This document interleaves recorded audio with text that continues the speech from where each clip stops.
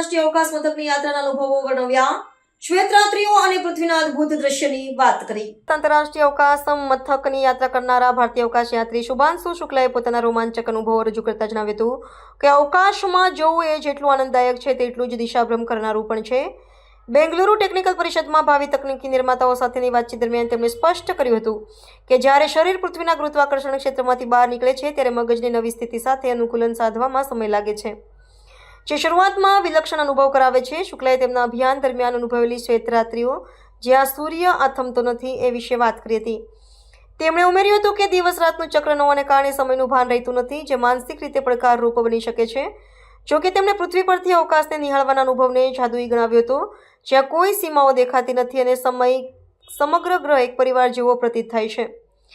આ અભિયાનમાંથી મળેલા મહત્વના પાઠ ભારતીય અવકાશ સંશોધન સંસ્થાના આગામી ગગનયાન અભિયાન માટે અત્યંત ઉપકારક સિદ્ધ થશે.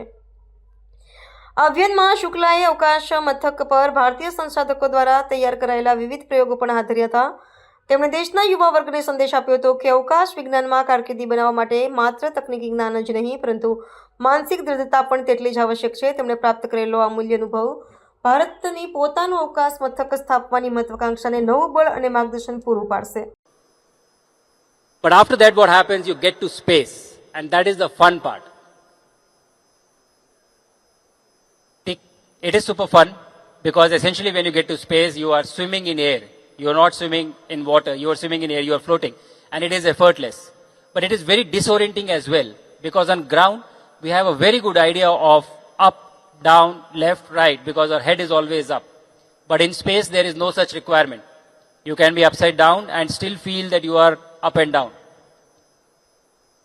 All of you who are sitting here on chairs right now, if this scenario was to be in space, you know, a lot of you would be hanging by the ceiling, some of you would be sitting by the walls and some of you would be sitting on the ground. So there is no restriction. You can be anywhere that you want.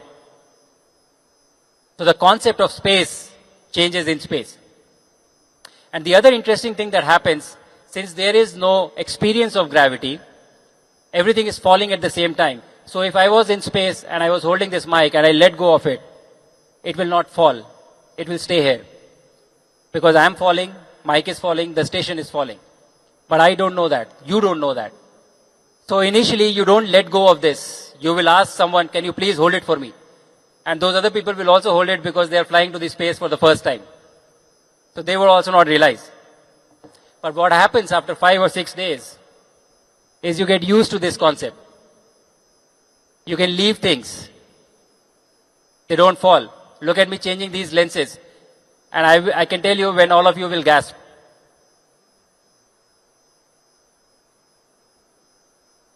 So when you leave things, you still have a fear here sitting watching this video that it will fall, but it doesn't fall.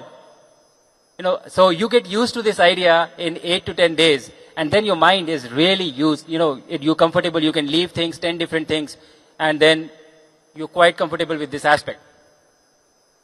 The problem is that you come back to Earth. And I remember the first evening I came back and I was working on my laptop and I was replying to certain mails.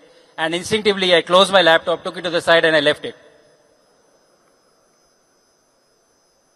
It was a very quick course correction, you know, instant feedback.